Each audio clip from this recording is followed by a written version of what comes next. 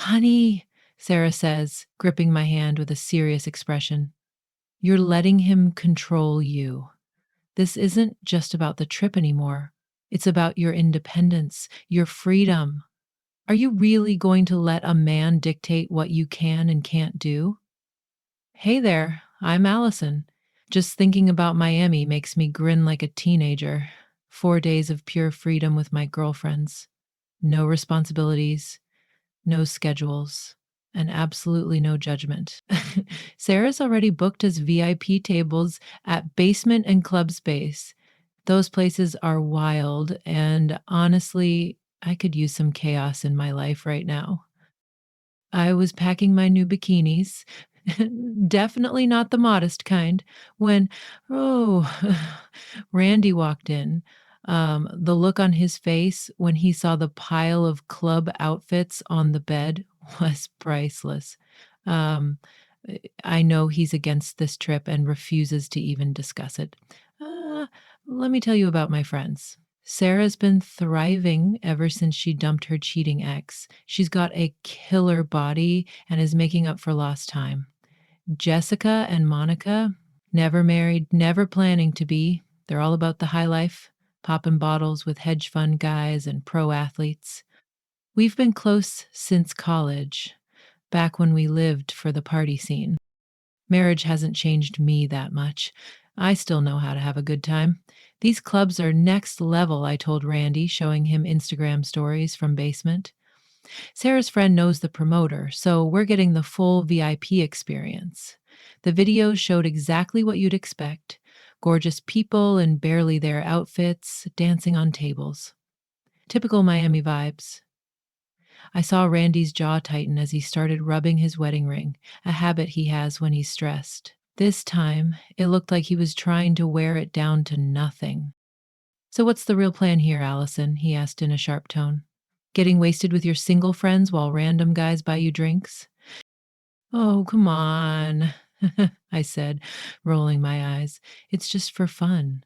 You know I can handle myself, but let's be honest. I know what Miami is like. The drinks keep coming, the music never stops, and things sometimes just happen. Not that I'm planning anything, but who can blame a girl for wanting to feel that thrill again?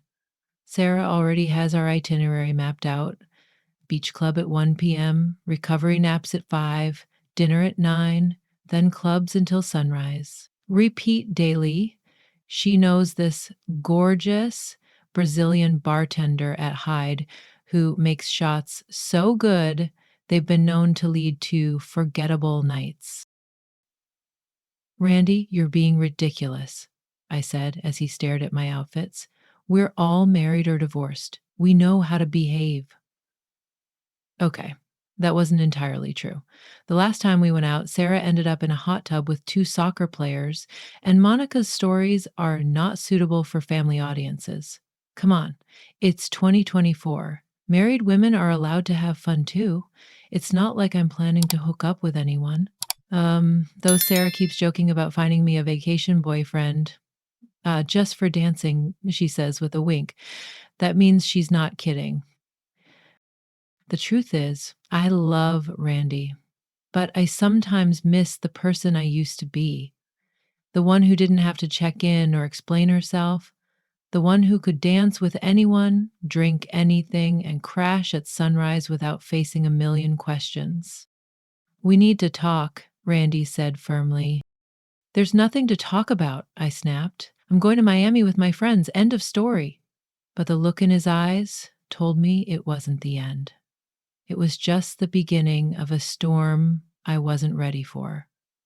Still, part of me was already there, feeling the bass in my chest, the salt in my hair, and living that Miami life for a few days.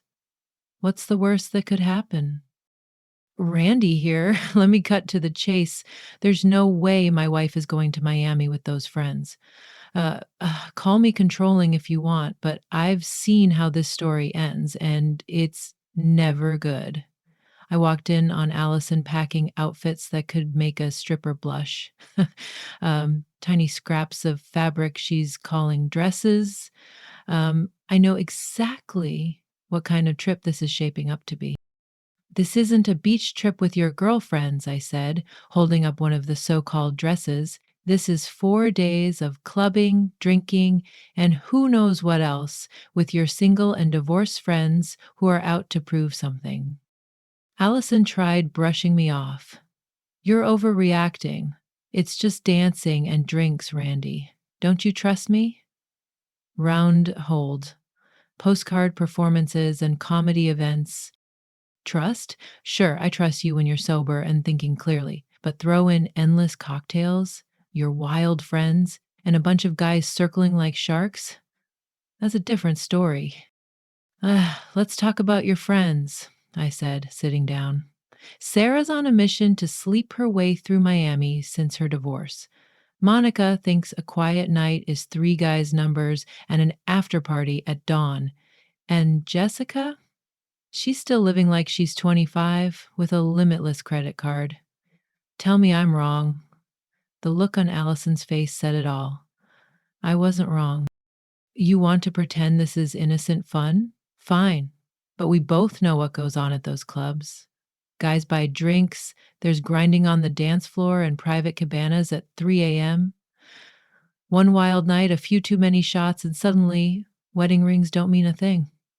I've watched 5 marriages in our circle implode over trips just like this. Jake and Lisa?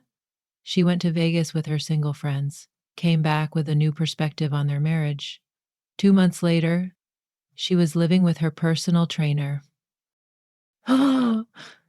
You think I'm being a jerk? I continued. Fine, let's make it fair. While you're partying in Miami, I'll take a boys' trip to Vegas. Hit up some strip clubs, party all night, see what happens. Sound good? Allison's face turned pale. Funny how it's not so fun when the roles are reversed. This isn't about trust, I told her. It's about respect. Respect for our marriage and for boundaries. You want a beach weekend with your girlfriends? Great. A spa trip? Perfect. But 4 days of clubbing with your newly single friends who think marriage is a joke? That's where I draw the line. The decision is hers now, but I meant every word. Either we're fully committed to this marriage or we need to have a completely different conversation. Some might call it an ultimatum. I call it protecting what matters.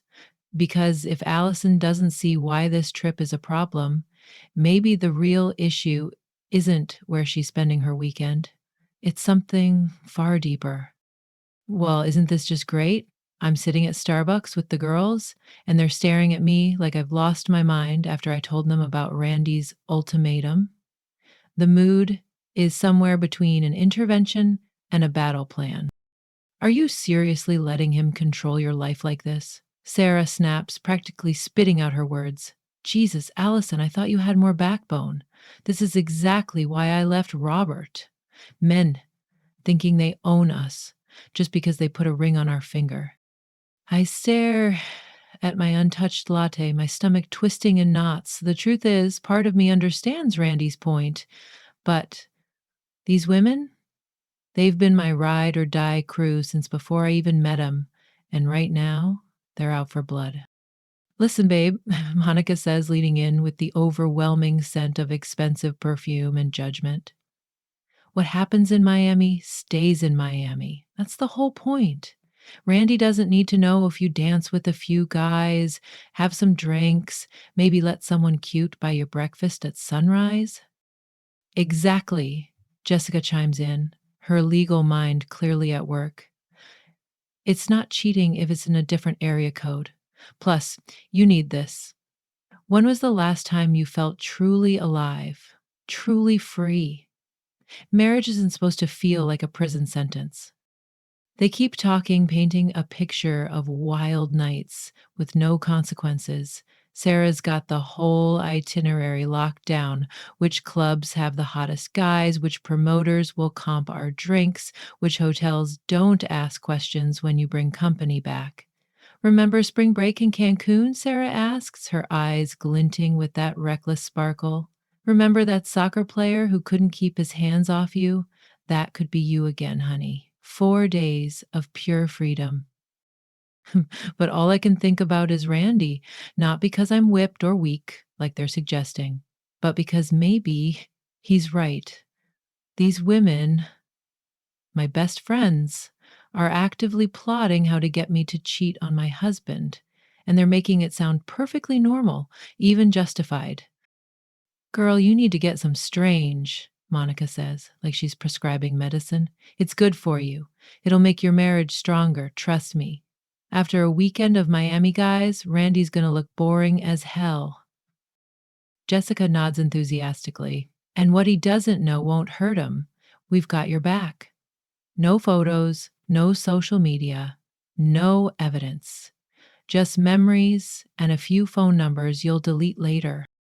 But here's the thing, I don't want to be that person. The one who needs alibis, deletes messages, and keeps secrets.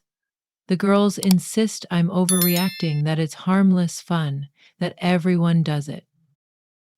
Honey, Sarah says, grabbing my hand with a serious expression, you're letting him control you. This isn't about the trip anymore. It's about your independence, your freedom. Are you really going to let a man dictate what you can and can't do? They make it sound so black and white, like I'm choosing between freedom and oppression. But they don't see what I see now, that they're all miserable in their own ways. Sarah hops from one guy to the next, trying to fill some void. Monica can't keep a relationship longer than her manicure, and Jessica, despite all her empowered woman talk, is lonely as hell. My phone buzzes with another text from Randy, but I don't even need to read it. Sitting here listening to my friends plot my so called liberation, I suddenly understand exactly what Randy was worried about. This isn't a vacation they're planning. It's a wrecking ball aimed straight at my marriage. And now I don't know which scares me more, losing the life I've built with Randy. When Allison walked into my office last night, I was bracing for a full blown fight, tears, yelling, maybe even divorce threats. Instead, she just stood there, looking more like herself than she has in weeks. I'm not going, she said quietly. No drama, no arguing. Just two simple words that told me my wife was back. I stayed quiet, giving her space to say more. After 15 years together, I've learned that sometimes silence says more than words. But, she added, sitting on the edge of my desk, I want us to do Vegas, not some boring couples retreat. I mean, real Vegas. Clubs, shows, maybe even a little trouble, but together. I couldn't help but smile. This woman, I swear, always finds a way to turn things around. Are you sure about this? I asked. Your friends are going to give you hell. She laughed, though there was an edge to it. They already are. You should hear their theories about you. Apparently, you're a controlling jerk, crushing my spirit and destroying my independence. Sarah thinks I need a hot Miami fling to reclaim my power or something. And what do you think? I asked, keeping my tone neutral, though my heart was pounding. I think, she said, fiddling with her wedding ring, they're all miserable. You know what they were planning? The whole trip was basically set up to make me cheat, like they thought they were doing me a favor. I pulled her into my lap, feeling the tension drain from both of us. Vegas, huh? You think you can handle me in Vegas? She smirked, that little smile that still gets me after all these years. Please, the real question is, can Vegas handle us? And just like that, we started planning our trip. Not some watered down couples retreat, but a real Vegas adventure. High end clubs where we could dance until dawn, luxury hotels with views of the strip, and maybe even a private show or two that definitely wouldn't make the family photo album. That is the difference. We'd be making those memories together.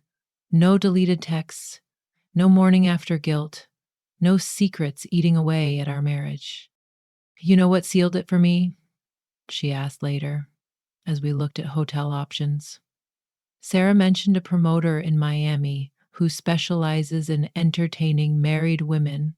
She made it sound so normal, so justified. That's when I realized they're not living their best lives. They're just running from their worst ones. I held her closer, breathing in her familiar scent.